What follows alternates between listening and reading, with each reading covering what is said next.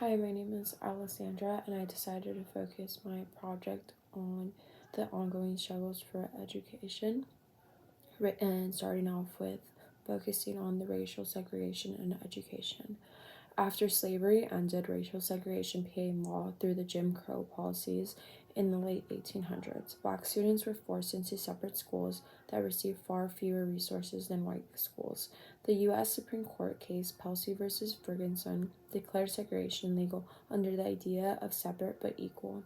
Schools for black children were never equal. They always lacked supplies, qualified teachers, and even the safety within the buildings.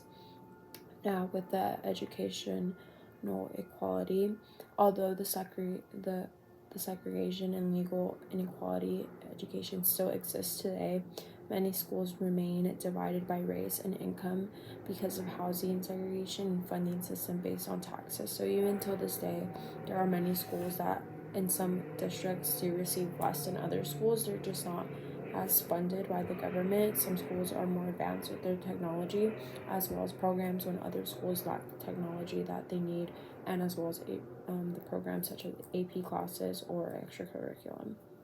Black and Latino schools often receive less funding. They have fewer experiences with teachers and fewer opportunities such as the AP classes and extracurriculum programs. According to the LA Schools District serving mostly students of color receive about $2,000 less per student than the majority of white districts. So even though times have changed, that there has been studies shown that in different districts, depending on the type of race there still have been a segregation or an inequality that the schools aren't getting the money they're supposed to need, or they're not really getting the attention that the school needs to excel. Now, the effects that this has on students is in underfunded schools face higher stresses and fewer college opportunities. These inequalities can lead to lower graduation rates and decreased motivation. Students sometimes, depending on the school, they don't receive the attention they need, they don't receive the help they need or the support they need.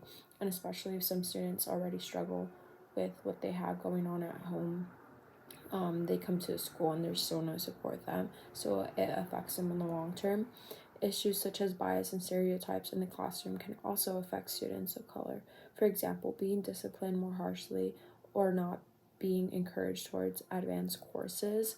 So in classes as well, there's still some students that still face racism within what color of their skin they are. And sometimes some students are disciplined more harshly than others.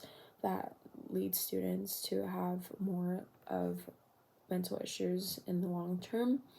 And also, some students don't get that encouragement from the teachers to excel and to advance to more courses.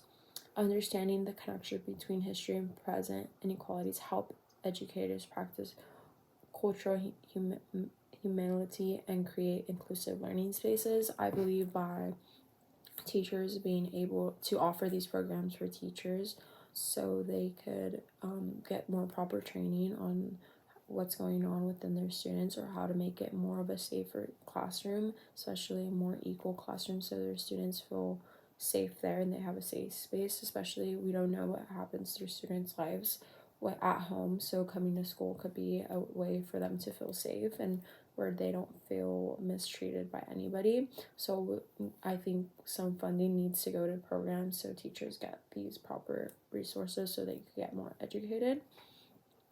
Moving forward, I believe a good idea is teachers play a key role. As we know, they play a key role in breaking the cycle of inequality. I believe that educators can use a culturally responsive teaching that values all background. So, as we know, most of our history in English focuses on European philosophers or writers, or the literatures from Europe. Reflect on personal bias and attend diversity training. As I said, there could be programs so they could get the proper training so they know how to approach different situations. Advocate for fair school funding and inclusive curriculums. I think schools need to all be funded equally, so all schools have the correct programs that they need in the extra curriculum.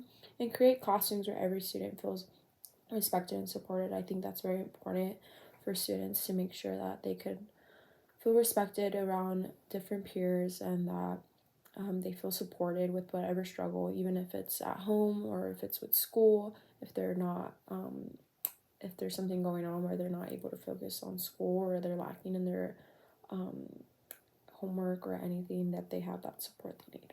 And thank you, that's my presentation.